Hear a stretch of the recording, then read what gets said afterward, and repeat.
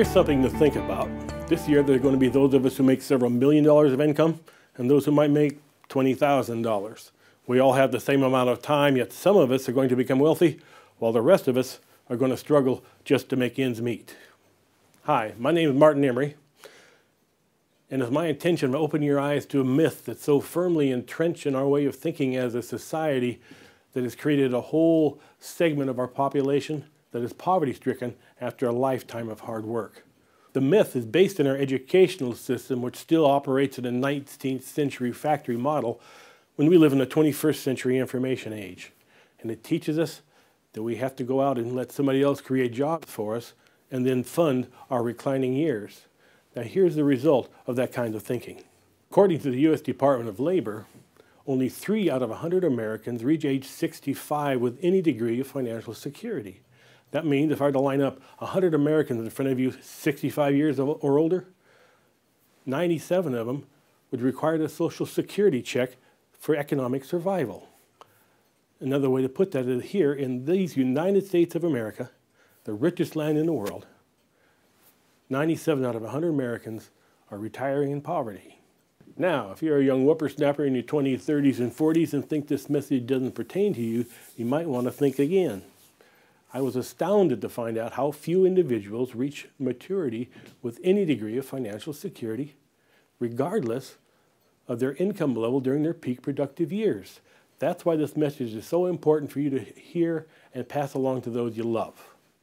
The old 40-year plan of going out, finding a good, secure job, working till age 65 and retiring doesn't work anymore because there's no such thing as job security anymore. Outsourcing, downsizing, moving manufacturing to foreign countries can put you on the street in a heartbeat. Today, companies are not just downsizing, they're letting people go by the thousands. Unemployment is rampant.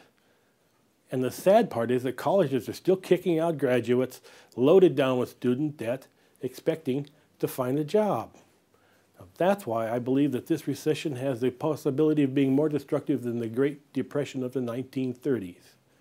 Now, we all know a great deal of suffering went on during the Great Depression, but what most people don't understand is that more millionaires were made during that period of time than any other time in the history of the United States.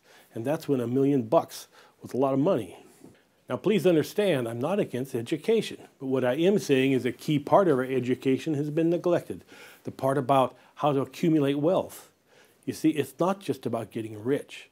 It's more about freedom and quality of life.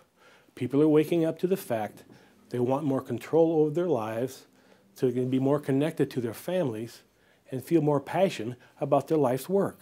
So what you have to ask yourself is, when did I miss that part of my education about creating wealth? It wasn't in high school. They did a pretty good job of teaching us about the 3 R's.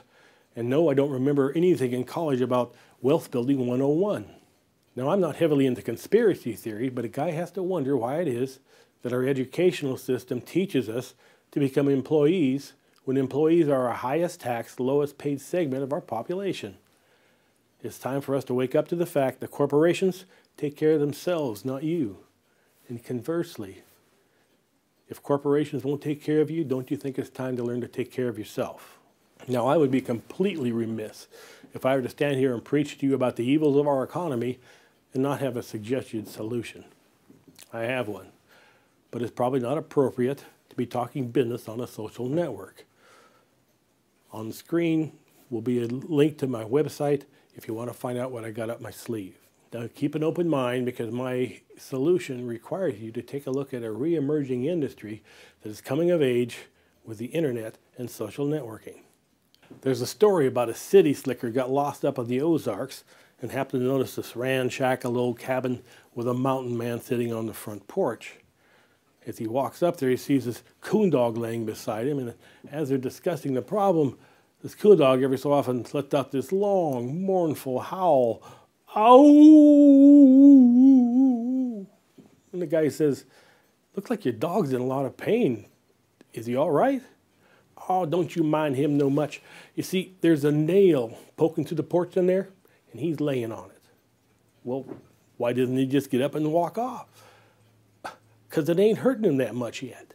So the question is that economic nail you're laying on starting to hurt enough that you might be looking for a different place to lay your weary head. If that's the case, we need to talk. If you're looking for a job, by the way, you're barking up the wrong tree. I want to get you out of the employment trap to become financially free. Maybe it's time for you to take back what has always been yours in the first place. It's your life and your freedom. Don't you think it's time to take it back? Click on the link below. I'll see you there.